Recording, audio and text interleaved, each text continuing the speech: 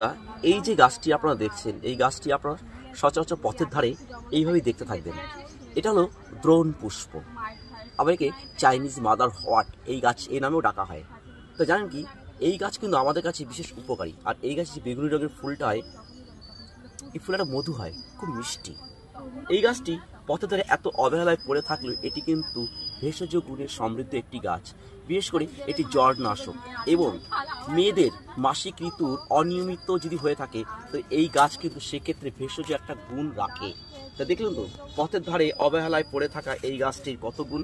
তো এর যে মধু খুব মিষ্টি, একে দ্রোণ পুষ্প বলা হয়ে থাকে, আবার চাইনিজ মাদার ওয়াট এই নামেও একে ডাকা হয়ে থাকে। তা দেখলেন তো পথের ধারে অবহেলায় পড়ে থাকা এই গাছটি আমাদের কাছে কত দামি, অথচ আমরা কদর করি না। দেখুন, কদর না করার জন্য অনেকে এই গাছটিকে কেটে ফেলে দেয়।